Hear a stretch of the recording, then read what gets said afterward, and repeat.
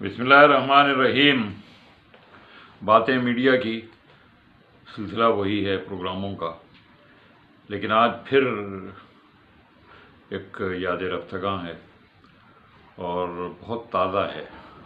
آج اتوار ہے اور ابھی پرسوں جمعے کے دن یعنی محرم کی 8 تاریخ کو ہمارے ایک قریبی ساتھی جو شاعر بھی تھے اور ادیب بھی تھے، براڈ کاسٹر بھی تھے، ریڈیو پاکستان تھے، ان کا طویل تعلق رہا تھا، یعنی شکیل فاروقی صاحب۔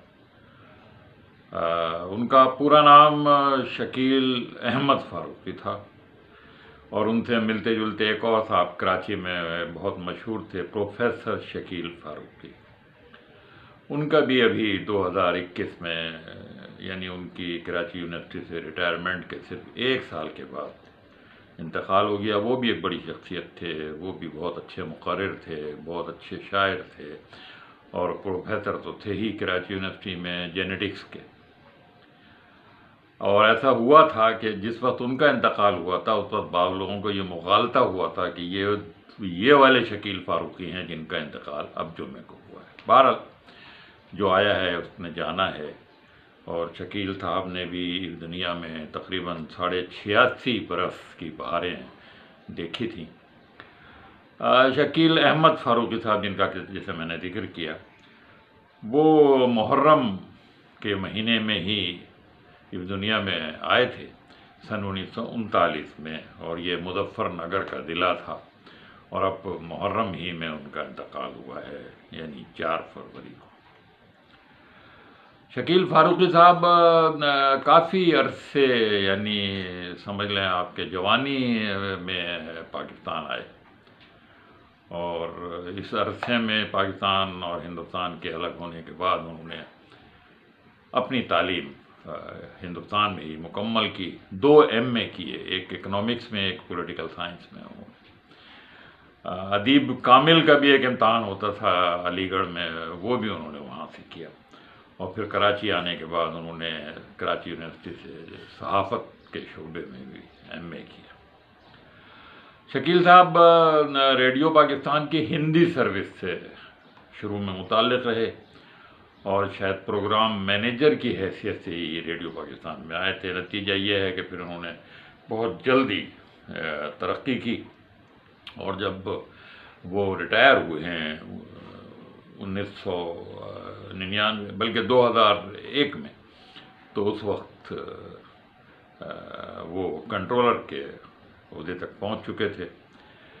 اس دوران وہ کراچی، کوئٹہ اور حیدرآباد کے ریڈیو اسٹیشنوں کے ڈائریکٹر بھی رہے اور کنٹرولر ایکسٹرنل سروسز بھی رہے۔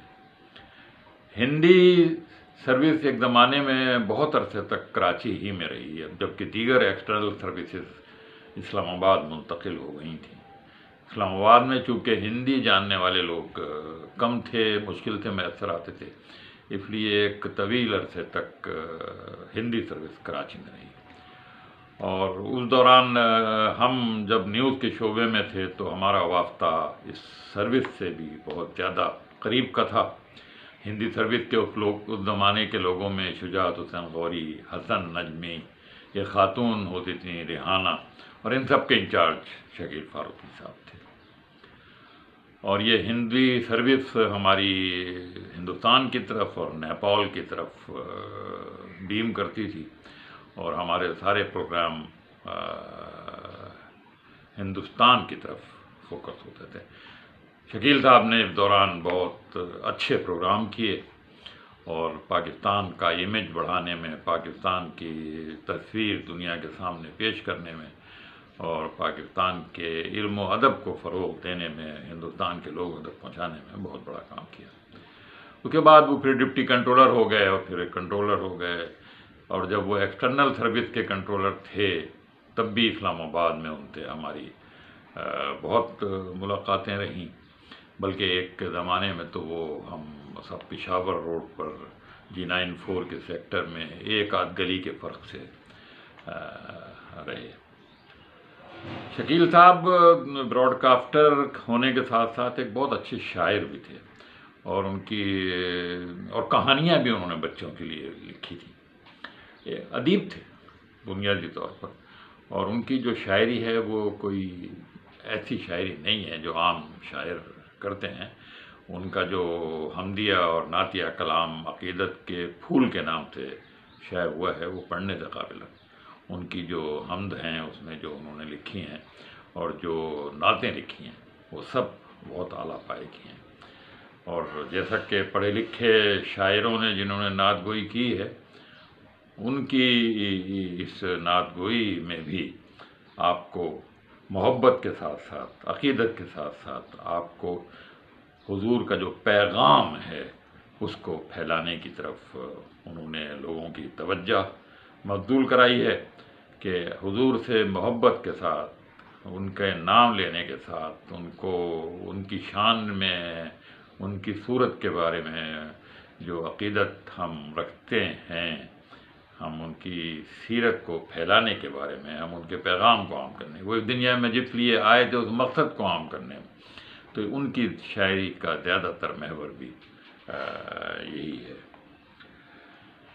شکیل صاحب کچھ عرصے سینٹرل پروڈکشن یونٹ کے کنٹرولر بھی رہے، اور اس حیثیت میں وہ دوبارہ اسلام آباد سے کراچی آئے، تب بھی ہماری ان سے یہاں ملاقات رہتی تھی. شکیل صاحب ایک بہت ہی مرن شخصیت کے حامل تھے. کسی سے آج تک ان کی لڑائی تو کہنا بہت ہی بڑی بات ہے، زبانی طور پر بھی کوئی تکرار، وہ بہت ہی نرم گو اور سمجھدار قسم کے انسان تھے.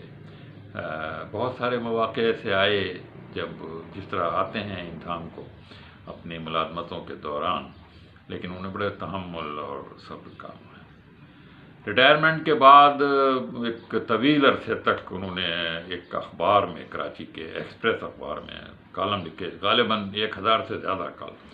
اور یہ کالم انہوں نے ایسی حالت میں لکھے ہیں کہ جب ان کے ہاتھوں میں راشا آ گیا تھا، وہ چلنے پھرنے سے معذور تھے. پھر اللہ کا کرنا یہ کہ ان کی بینائی بھی ایک آپریشن کے نتیجے میں ختم ہو گئی، لیکن آپ ان کی ہمت کی داد دیجئے کہ انہوں نے ایسی حالت میں بھی کالم لکھے.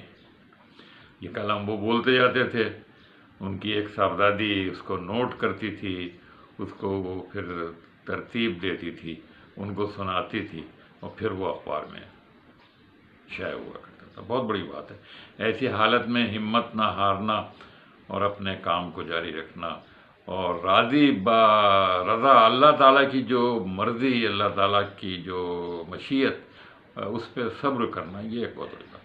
آخری دنوں میں جس طرح ریڈیو پاکستان کے اور دیگر ملازمین کو پینشن کے بہت سارے مسائل پیش آئے، شکیل فاروقی صاحب بھی ان مسائل سے دو چار ہوئے، لیکن اس وقت بھی انہوں نے صبر کا دامن ہاتھ سے نہ چھوڑا، اور صبر و تحمل کے ساتھ یہ سارا وقت گزارا. اللہ تعالیٰ سے دعا ہے کہ وہ ان کو اپنے جوار رحمت میں جگہ بخشے، ان کے درجات بلند کرے، اور ان کی جو چھوٹی موٹی لفزشیں ہوں ان کو اپنے رحم و کرم سے معاف فرمائے. انور سید کو اجازت دیجیے. اللہ حافظ.